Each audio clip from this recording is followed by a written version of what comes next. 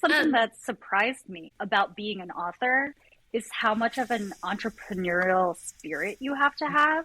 Because, you know, before I knew anything about publishing, I was like, yeah, I'll just sit in my little room with my laptop or a notebook and like that'll be my thing. But no, you have to be able to be a public speaker. You need to be able to market and you need to be able to pitch your book and like do all these things. And it is very much, I think that's where it's helpful for me having kind of a business background to tap into those kind of like that business mindset. Hey everybody, and welcome to another You Make Contributorverse. I'm Josh Munkin, joined by my co-host and old buddy Brennan Jennerette and podcast wizard and also old buddy Joan Seymour for a conversation with a new buddy, Jess Yoon. Jess has several books out, and man, I tell you what, for any K-pop fans out there, we knew going into this that she had a little golden book biography on the group Blackpink that was coming and now is in the past, released in December. But also, if we had known at the time that she was going to write the junior novelization for K-pop Demon Hunters, I at least would have been super starstruck because it had a moment with everybody, but especially in our house. In the middle there, releasing this month, so early February 2026, Jeong Is Jeong was her picture book, illustrated by Michelle Lee. Jess was just a delight to talk to, and there's a lot of process here and come up and the things that have ended up working in Jess's favor. So I'm really excited for you to hear the full conversation. But first, a word from our sponsor, who is, as is our norm, Tielmour Press, Tielmour Press. Check out everything that they have going on at tielmourpress.com. Shouting out the last couple of releases that have come out this year and late last year, Sloths and Their Moths, as well as Butterfly Sea, When the Sea Left, and last year, a few months ago, Fungi are more than mushrooms, fungi. Check out everything that Tielmour does at tielmourpress.com. And now I will get out of the way of this great conversation that you will enjoy with Jess Yoon. Jess, thank you for coming to the show. I'm so glad that you're here and you reached out. We're excited to talk all things. Yeah, thanks for having me here with you. Yeah. Well, let's start at the beginning, Jess. How did you get into Kidlit? How did you find yourself like on this path? Yeah, so I do not have any kind of like creative background. Like I majored in finance in college. I worked in consulting and then I was doing some like accounting and just general business work. And then, so basically what happened was I had my first kid, COVID happened, and then I got pregnant again. And then, so I was working full time remotely, trying to manage an almost 2-year-old with my super pregnant self. And then just got super burnt out. And then after I had my daughter, I was just like, I need to retire. Like, I can't keep going on like this. So we were moving at the time. And long story short, I was struggling with that transition with being a stay-at-home mom after having a very demanding career. And so I was like, well, I need some kind of creative outlet. And we were constantly reading a ton of books. So my kids are like 22 months apart. And so we were going through so many picture books. And I was like, you know, it would be really nice if we had more books with main characters that look like us, right? Mm-hmm.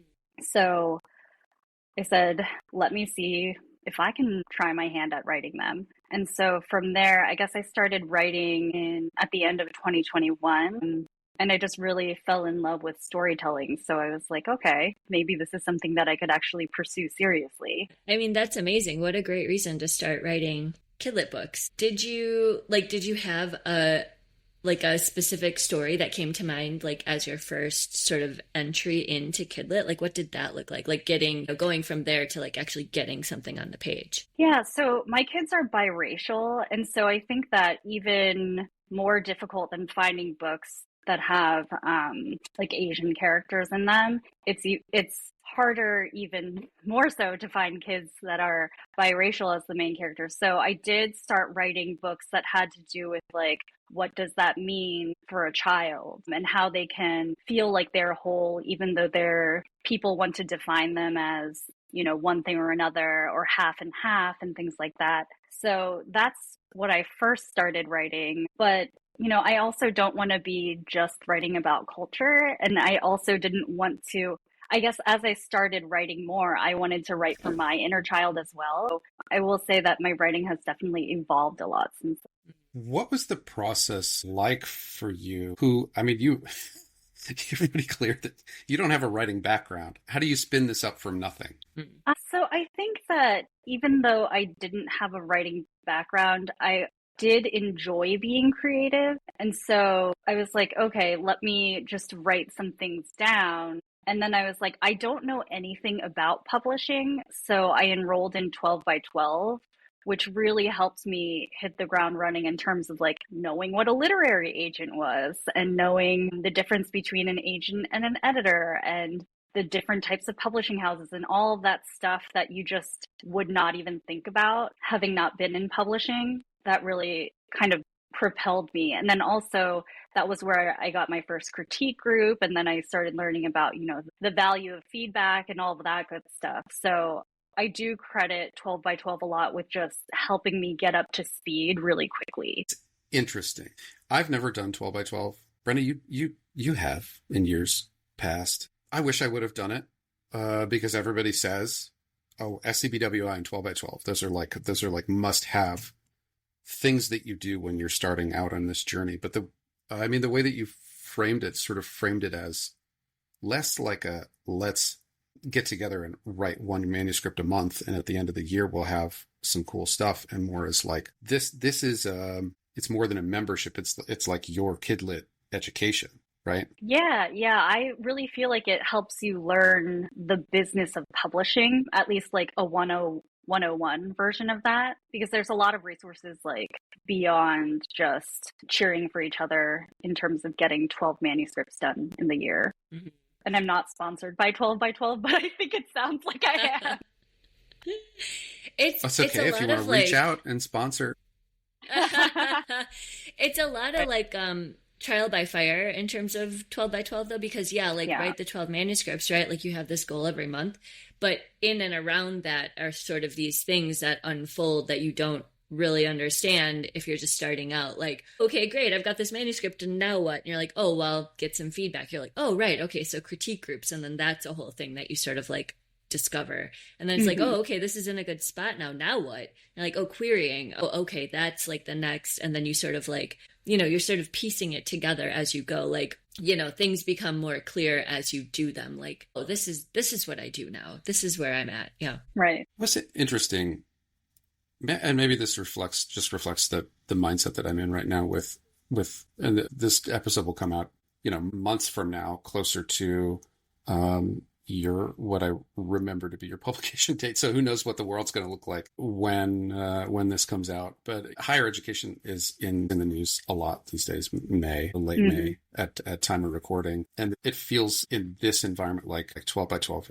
is a really constructive and really good, like learn by doing type of education. I don't know if this is lighting a fire under me to go and finally do 12 by 12 and just commit to it. Maybe it is. Yeah, I mean, I think that especially if you're starting out, it's super valuable. I think if you already have critique groups or critique partners in place, then maybe it's a little less so. But that said, it is good motivation to get words on the page or revise. Mm-hmm. If you're like into little badges and rewards, like just visual reminders that like, hey, you're doing a good job and you're making progress, then that is helpful. And nobody's ever said that there's badges. Yeah. Now Josh is, now you have to do it.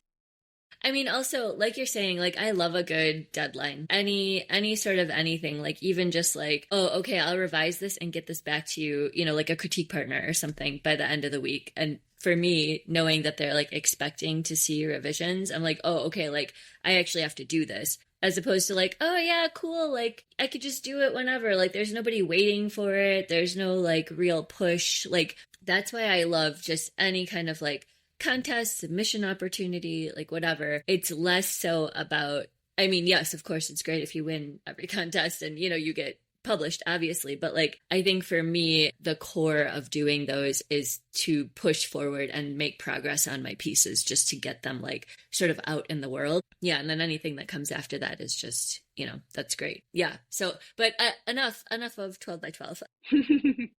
Let's talk about your publication journey, because so you did 12 by 12 when you were first, you know, starting out. You got your core critique group, or maybe not core, but critique group. So what happened after that? Like, how did you get to publication from there? Yeah, so it's a little bit of a winding journey. Of course it is. I did get an agent, my first agent, pretty quickly after I began my writing journey. So I think that it was 2022, like mid-year sometime, that I got my first agent. And unfortunately, it was like not a very good experience. I was with her for about 8 months or so. But I think the thing that people don't talk about enough in publishing is how common it is to change agents, and how that's perfectly fine. It's perfectly okay for that to happen. And it's not a knock on you or your writing. And it may not even be a knock on the agent either. Right. But Yeah. you really need someone who is going to support your career in the way that you need it to be supported, because this is your business partner, right? And so the good and bad thing about having this agent so quickly is that I wasn't really sure what to look for. And so, you know, there are all these lists of, you know, these are the questions to ask on the call. And I did ask them, but I just didn't really understand what it meant to be working with an agent and what expectations to set. The other thing that I will say as well is people are like, oh, well, if you ask all these questions, then of course you'll know whether or not they're the agent for you. And that's not necessarily true either. So like, I know I've had friends who have left their agent and they're like, oh, like, you know, like I should have chosen this other agent that gave me an offer, and like kind of beating themselves up about it. And I really don't think you can think that way, because an agent, if they're giving you an offer, they're trying to sell you on themselves, right? So like you're making the best decision that you can with the information you have at the time. So yeah, I would say I've heard a lot of people talk about like agents not responding to their emails, or like just taking months and months and months to get them feedback and things like that. And I knew for me, I was like, that's not going to work for me, because if I feel like I'm chasing my agent, or if I feel like I'm micromanaging them, that's time away from writing, and that's what I'm supposed to be doing. So I knew when I was searching for my second agent, I was like, I really need to be very targeted in who I'm querying. And once I had my offer, I was like, not only talking to their current clients, but I also tracked down ex-clients of them to see if they were willing to share why they left. Because I was like, I was like, if I can help it, I don't want to have to query ever again, because it is a very like, painful process. So yeah, that's the querying part of it. You were with your first agent for 8 months. Mm-hmm. And then because you're right, we don't talk about switching agents enough, and sort of make that like, not the norm, but make it like a thing that just happens. Like this is just part of it. So what can you sort of just walk us through, not like any of the details about why or anything, but how did you make the choice? And then, you know, did you write a letter? What was your cooling off period? Because, you know, a lot of times there's that. Because I think people listening who might be considering switching agents, they might be like, oh my gosh, like where do I even start? How do I do this? Because yes, they are a business partner, but I find it also is like, it's sort of an emotional also, because yeah, business, but I mean, you're trusting them with these pieces that are really vulnerable. I mean, it's your writing, you know, being a creative person in general and creating things is vulnerable. So now you're trusting this person with your words. it's an added layer. And I think it's a lot harder to walk away from an agent than it is to walk away from, say, like a tech job, right? And you just like put in your 2 weeks and you're like, I'm done. And this is my resignation. And it's like, whatever. It's very different. So I guess I'm just asking if you might share a little bit of your insight from, what that sort of looked like for you. Yeah. Agent advice line. Yeah, exactly. Because people wonder, they've got questions. Yeah. Yeah. I totally agree with you. It's difficult because you're pouring your soul out on the page, right? And you're entrusting your words and this piece of you to your agent. So it is definitely more like an emotional thing than just being like, oh, I'm putting in my 2 weeks notice. So I think for me, once I was in this, I was like, okay, now I'm in it. Like, this is something that I want to be my career. So if I'm thinking about it as a career, and I'm thinking like 5 years down the road, 10 years down the road, is this what I want it to look like? Do I imagine myself with this agent being happy and successful with them? And I did not think that would be the case. So I was like, it's better to cut ties now than to drag it out if I know that it's not going to be the long-term fit for me. And so I guess my advice would be, firstly, to know what's in your contract, because every contract is different with your agency about what the cooling off period looks like. What happens if you're on sub? What happens to those submissions? Are they going to pull them? Do they have a certain amount of time before you're allowed to query? Things like that. One thing that I like to press on is the degree to which people's other selves contribute to their kidlit selves. And sometimes, like in my case, I come from writing. I write for a living for my day job, so that's directly related. For you, my initial question was going to be, how did you know after 8 months, given that a lot of people could go through a year or two of being on sub before they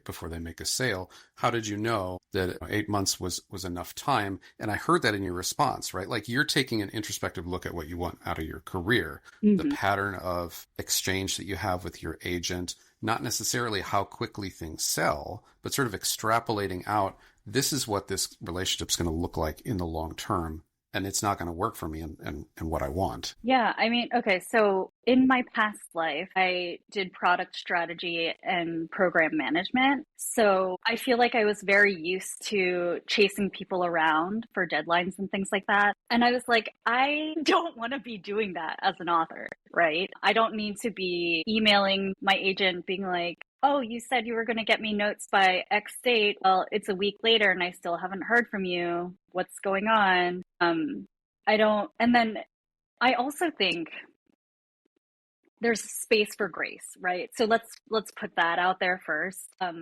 I know, like, it can sound like 8 months is not a long period of time, but I think if you are communicating with your agent what your expectations are, and they agree that they are reasonable and that they will be able to meet them, but then consistently show that they cannot or will not do that, that is a different scenario than, like, someone's aging parent needs help, or like, their kids have been sick or whatever it is.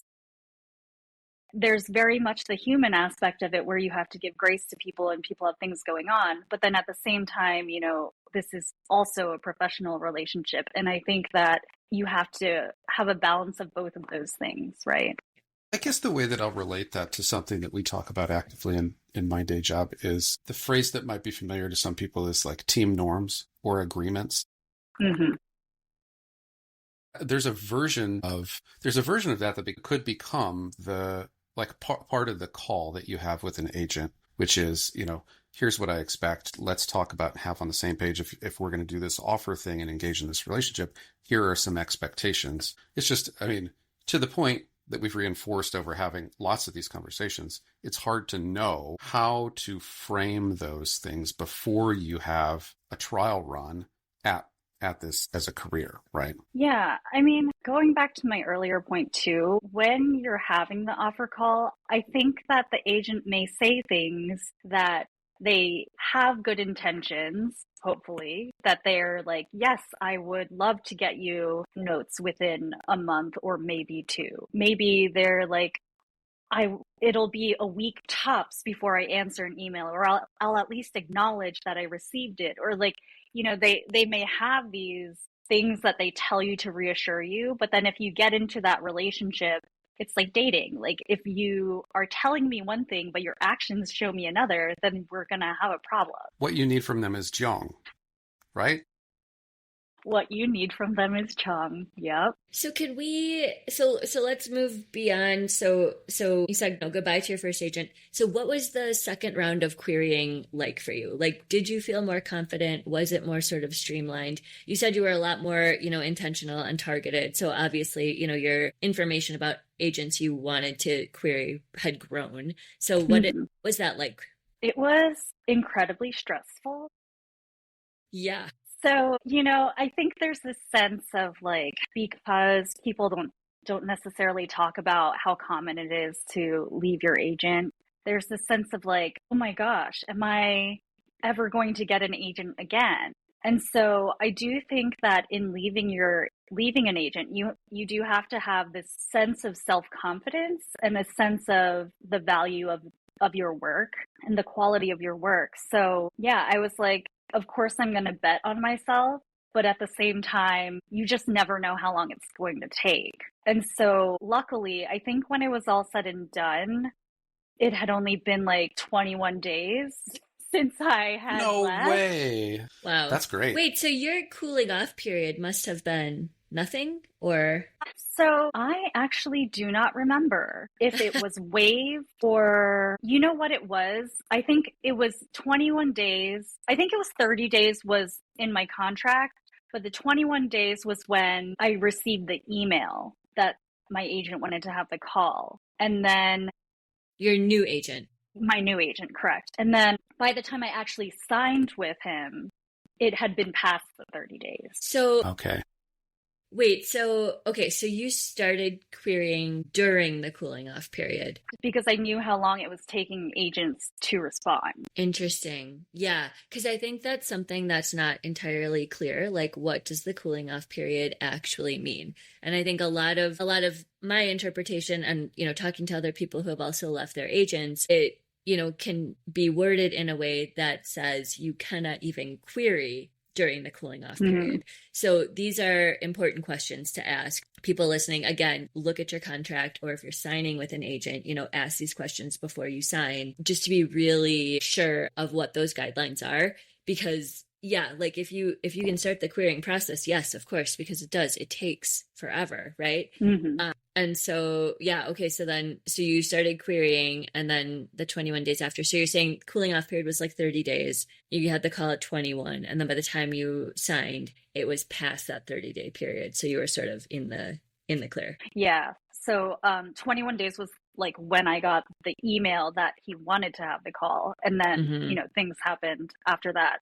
And I totally recommend people take that 2+ weeks after you have the call to just do all of your due diligence that you can. I really found it valuable. I mean, people might think it's like overkill, but I thought it was super valuable to track down some ex-clients to talk to them. And I don't even think that my now agent knows that I did that. Well, I hate to interrupt a spirited agent conversation because this stuff is always valuable, but let's do a couple of quick book reviews, and then we'll get right back into the Brent meat. The meat of the Brent chat and Jess's history therewith. Brenda's review for this week is Sleep Tight, Disgusting Blob by Hugh Aaron. A fun and clever take on a classic bedtime tale. Disgusting Blob is having trouble falling asleep, so his mother calms him by telling him all the other ghouls and globs are also laying down for the night. A fun yet calming bedtime story. Disgusting Blob being a very evocative part of the title. My review also has an evocative title. It is Seals Are Jerks by Jared Chapman. It's a very Brenna-like title, I felt. It was enough to sell me on the premise, but the real meat of the story is that the main character, Lorelei, is wrestling with truth and embracing it. And instead of living with a binary thought like seals are jerks, which is very absolutist, she learns to embrace the nuance through direct conversation, literally with English-speaking seals and penguins, and eventually a killer whale. Spoiler alert. This type of direct conversation is something that we all should do more of. So seals are jerks and sleep tight, disgusting blob are our selects for the week. And you should select linktree.com/verse show to find out more stuff that you can do to support the podcast. And now let's get back to the conversation with Jess Yoon. So just to shout out your agent, it's Brent Taylor. Yeah, exactly. Correct? Yeah, at Triada. Yeah. I was going to say. Okay, so two quick things that come to mind. Number one, I'm not surprised at all that it was 21 days and then immediately after, because Brent Taylor is notoriously quick, just with everything. It's the best. I got a pass from him once in 2 minutes, so real quick. This I will say was like my first draft whatever ever, when I didn't know what I was doing, just like, cold querying people. I had no business querying this story, but anyways, 2 minutes. He's extremely fast. And also I will say, based on his reputation alone, I don't know him personally, never worked with him obviously, but based on what I know about him, he's amazingly good at what he does. Very well respected. I'm surprised he had any ex-agents or ex-clients, sorry, is what I was going to say. Like it must have been really sort of like, digging for those. Mm-hmm. But that is fascinating, because I never considered looking at, I keep saying ex-agents, ex-clients, to see, what they had to say. I guess maybe because, you understand being on the other side of that, like that can be a little bit of a tricky conversation. People, because there's a lot of, like we said, it's emotional, right? And there can be a lot of sort of like shame and embarrassment and just like, was it me? Like, is this my fault? So if somebody is asking, why you left or what happened, my sort of initial feeling is like, oh, it's because I didn't do, and then you're like, wait, no, like it's because this is what I wanted and it just wasn't aligned. Anyways, yeah, that's an interesting. Where are you at this point with Brent when you signed? Not geographically, but in terms of your journey and like readiness to go out with things. How quickly did you guys activate? On that question, I'm really curious about what your submission package looked like also, because you must have had, like, based on whatever you subbed with your first agent, like you must have had a ton of things that were just like ready to go and polished to, then submit to a new agent. Yeah. So I'll tell a quick story because I just think it's kind of fun. Brent was the first agent I ever queried when I started querying ever. And then to have him become my agent when he was the first, I just thought that was like super cool.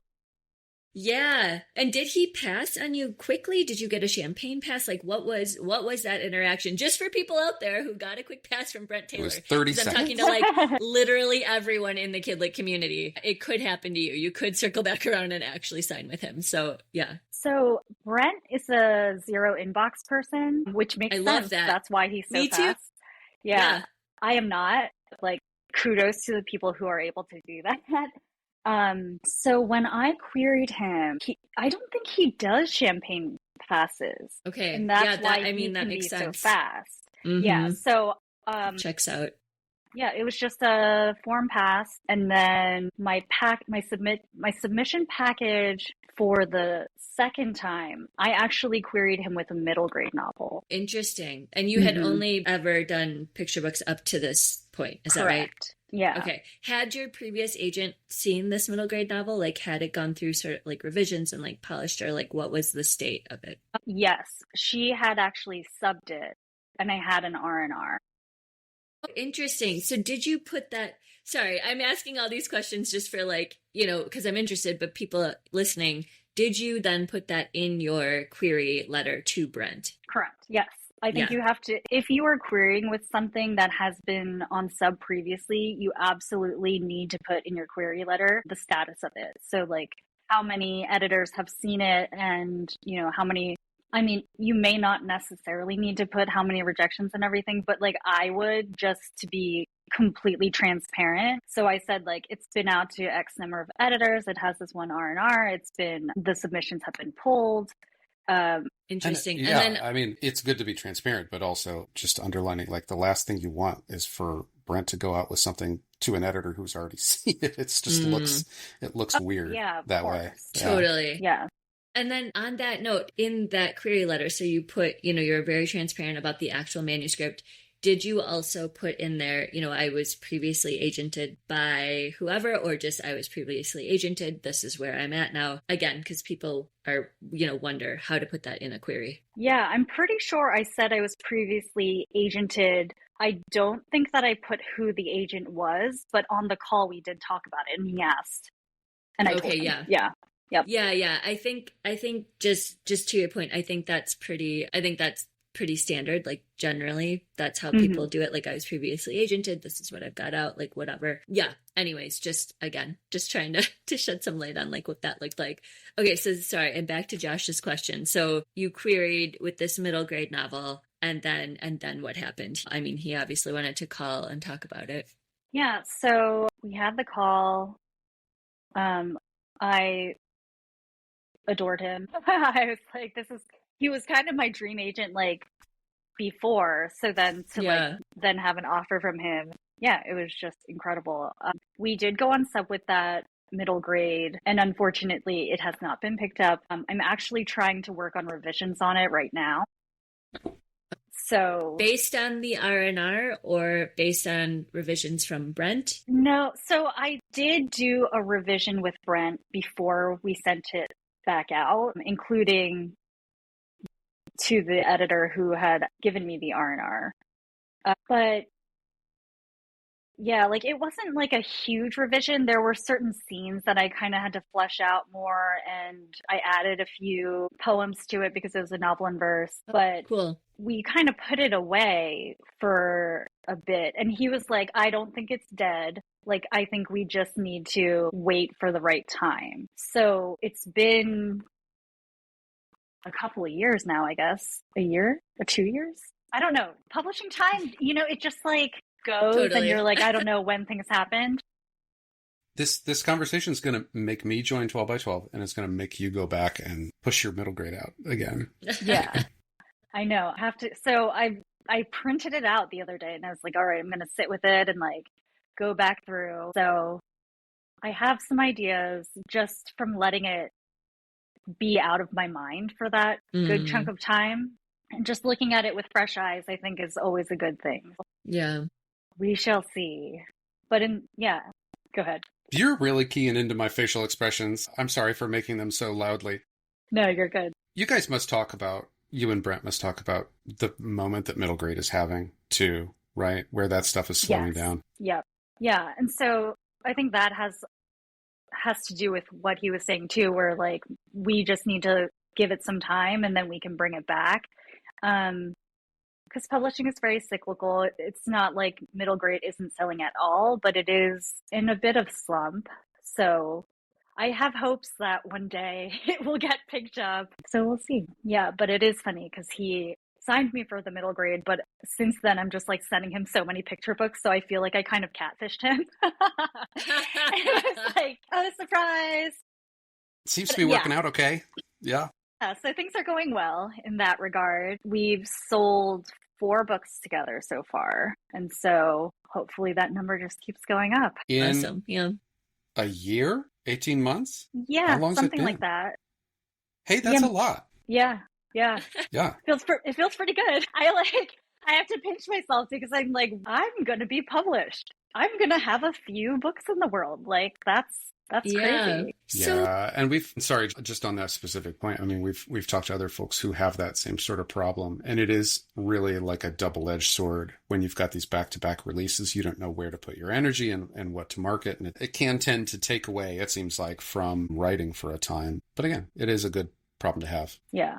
And I think that's something that surprised me about writing or about being an author is how much of an entrepreneurial spirit you have to have.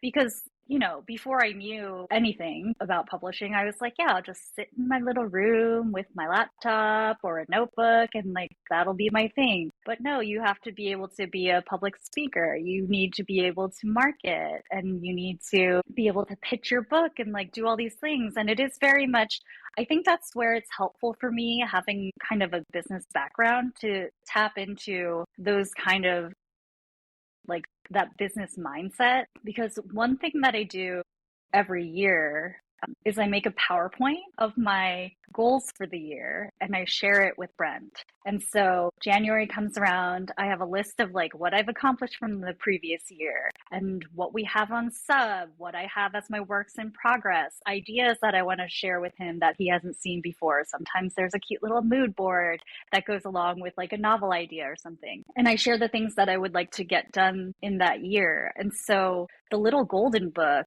came about because of that. Like in January, I told him one of my goals, it doesn't have to be this year, but one of my goals is that I want to have a little golden book. It was an iconic part of my childhood and like I'm putting it into the universe. And he's like, oh, yeah, I know the editorial director. Why don't you send me a list of people that you would like to write a biography about? And I'll pitch it to her. So he sent it to her. And I think it was like 2 weeks later, she was like, is she interested in writing this Blackpink biography? And I was like, absolutely, I am. Amazing. And a couple days later, the offer was in my inbox. So I literally manifested it with Brent. And it happened within the span. Wow. Can we pull apart that piece a little bit, like that pitch? So, because generally, right, you don't, I guess I'm asking like pitch versus proposal versus like full manuscript written. Like, what did the pitch actually look like? Like, did Brent send a sample of writing? Did you like sketch out like a couple of like, okay, here's this list of people I want to write about. Here's the pitch for each of them. Here's a, like a sample page or spread. What did that look like? Because you hadn't been published at that point. So you can't like point to like, oh, she's the author of blah, blah, blah. And she'd really like to blur, like you don't have that. So what did it look like to actually pitch? Sure. So I think what he actually sent her, I believe, was just a bulleted list of all these people who I said I would want to write a biography about. And then I believe he also sent a writing sample, which was Jeong Is Jeong, which had sold at that time. So interesting. I think it's helpful. This is my speculation, so don't quote me on this, but it was probably also helpful that I had sold with Make Me a World, which is an imprint of Random House Kids, which is also where the Little Golden Books sits under. So they're all in that like Random House family. And then I'm sure he has a very good relationship with that editor. And he's done books with her before, like multiple of his clients have written for her. So I think that also is just like an immediate endorsement as well. Yeah. So, okay. Yeah. Interesting. Maybe I'm reading into it with more intentionality than there is, but Jeong Is Jeong, which is great, very sweet, by the way. I could see how an editor could look at that book and make the connection to infer that, this is a person who would be clearly capable of writing a little golden book, because it has a very, not a prescribed format, but they're longer, they're wordier, they're more descriptive, because that's just how little golden books are. That's not to say that Jeong Is Jeong is a wordy book, but you have description in there, you have framing and things that I feels like could be nice connective tissue that would help even more than, this is still, this is at Random House, makes sense to me and I can be comfortable with this. So yeah, it thematically makes total sense to me. Let's go back to your PowerPoint. So, because I totally interrupted you. I got very excited about what that world sort of looks like. But so you said in January, like you set out all of these expectations, and I think Josh was trying to get at, what is the bigger picture? Like, where are you at in terms of like goals and stuff for where you are now? Yeah, I mean, one of my main goals is that I would like to publish a novel. So hopefully we can manifest that to happen as well. But yeah, I mean, I would love to be selling at least a book a year. My Little Golden Book biography comes out in December. It was originally slated for next fall, so fall 2026. And what happened was Blackpink announced that they were coming back together to do a world tour this year. And so I let my editor know, and I was like, can we piggyback off of that and bring the book up to be sooner? And so I think it's really important to be in communication with your editor, because you can't assume that they know that these things are going on.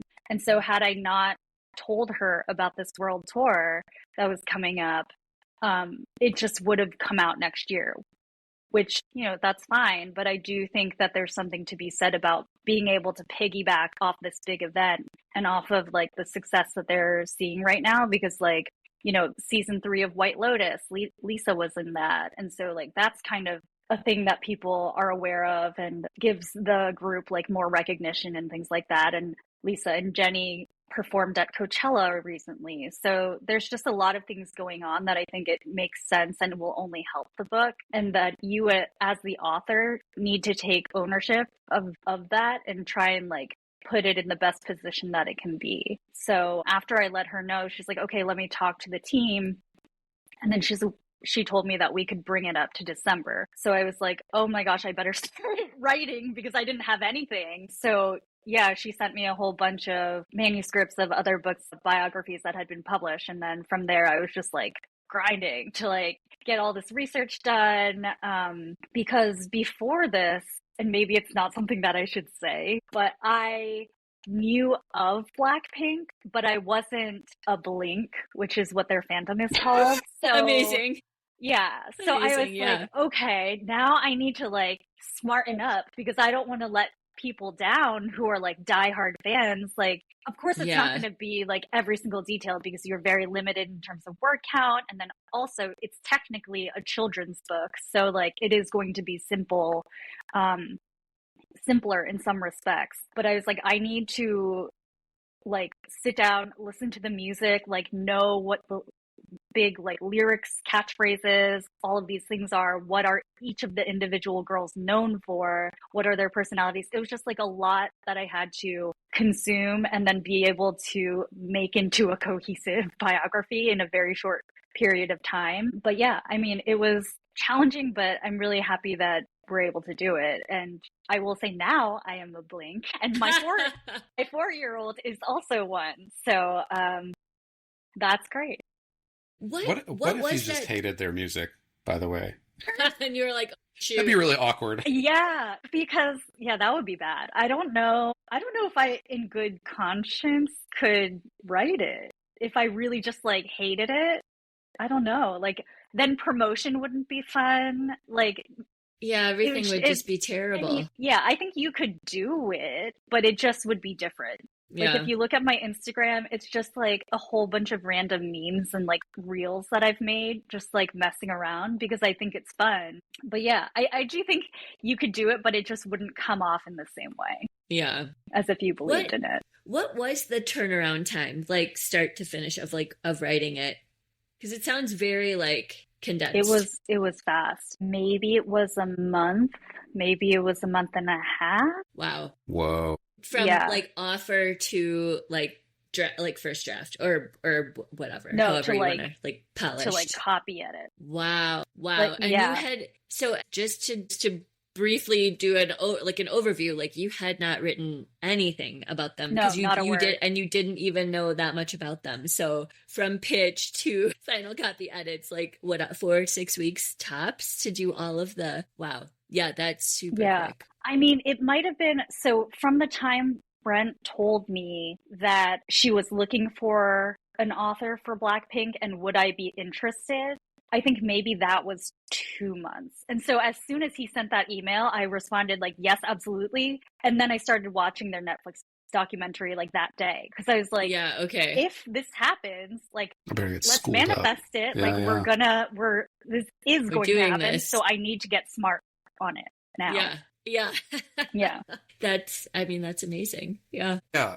There's a degree of hustle that goes along with these little golden books. I think probably for a lot of us, we all grew up with those. And so that would be a dream project. But yeah, it comes at a cost. You need to have the time available for it. How did you balance? You said that Jeong Is Jeong was already sold. Was it in the can? Or were you balancing other projects at the same time? I think Jeong Is Jeong and The Legend of Panda, which is my third book that'll come out, they were both finished. I think they both had even gone through copy edits at that point. So my part was done. for both of those books. So beyond just like writing new things, yeah, the Blackpink was the only thing that was on my radar, really. That's awesome. And so let's talk about, finally, we're at 50 minutes already, but like I want to talk about Jeong Is Jeong and how that came out into the world, and then tell us like when it's coming and when to look for all that exciting stuff. Yeah, so Jeong Is Jeong, I think that the inspiration for that book was this book called Namaste is a Greeting. I think that's the title of it. And I apologize because I'm blanking on the author and illustrator, but maybe Josh can look it up real quick. So you can see what I'm doing.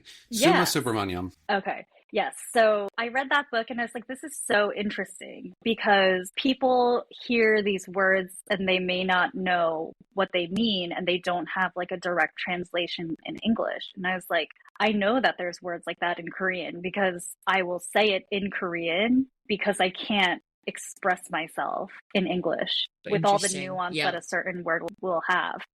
Yeah. So I was brainstorming and kind of like looking up different things, and I came across this word Jeong, and I was like, I'm not even terribly familiar with this concept. And so I was talking with my mom about it, and about what it meant. And I was like, you know what? I'm going to write a book about this because so I was born in Philly and my parents were born in Korea, and they both immigrated here with their families when they were teenagers. And so I speak some Korean, mostly poorly, but I think that a really interesting thing that happened as I started writing was that I felt more connected to that piece of my culture because I was investigating these things that I wanted to know about. And I had like that time and space to kind of give myself to explore things that are just maybe innate in you because of how you were raised and how you grew up, but you might not have the words to express what they are. And so Jeong is definitely one of those things because it's rooted in collectivism and this idea that, you know, we take care of each other in our community and we have this invisible bond with one another that grows over time. And so I was like, what a beautiful thing to share in a picture book because I can tell you the world could use a lot more Jeong right now, right? And so, yeah, so that's how it came about. And when I first wrote it, it was a lot more lyrical and more like a plotless picture book. And I think that's a lot of the types of books that I tend to write. But I received an R&R with my editor, and she said, can we add a narrative arc to it? And so I had some version where I was kind of playing with that. And so I was able to quickly turn something around by like looking at that old version. And then she acquired it. So yeah, it's pretty cool. That's amazing. Just like real quick, like a reflection of my own, I guess. I lived in Korea for 2 years. I taught English there. I lived in Busan. Oh, cool. Yeah. So I also, as part of like the company that sent us over, we were able to learn basic Korean and I could read it. I used it in the classroom. But the most interesting thing about it is just like what you said, like the characters and just like one, you know, just like a couple of lines and, you know, like the way they're set in a sentence can mean so much more than even like a whole paragraph in English. And what's especially interesting to me is not just Hangul, but in Japanese, Chinese, these Asian cultures, they are constantly adding to their alphabet and their characters because they can say so much with one symbol, one character. So it's sort of like exponential in terms of like these nuances that can happen. Yeah. So just like really fascinating. The way into bilingual picture books is usually cognates, like Spanish cognates or other words that have a direct translation. And it's a good reminder for people who learn other languages that that's not what you're doing. You're learning a different culture and a different way of thinking by learning this. The way to learn it is often direct translations, but I wonder the degree of sensitivity that your editor and the rest of the team had to this concept of not having a direct translation, or is that in essence kind of like what attracted them to the story? Yeah, I mean, I think that's why they wanted to acquire it because it has that deeper level of meaning. And I do talk about it a little bit in my author's note about yes, it's this word that means all these things, but also at the root of it, it has to do with a different way of thinking as a society. Just quickly shout out, when is your book coming out so that everybody knows, and then we'll let you go. Yes, so Blackpink comes out on December 2nd. Jeong Is Jeong comes out on February 3rd. And then The Legend of Pandal will come out sometime next summer, probably in May. Amazing. Gosh, congratulations. Okay. Yeah, it's going to be a big year. Congratulations. Thank you again for joining us. Have a great weekend, and we'll chat soon. Thank you so much for having me. Bye, guys.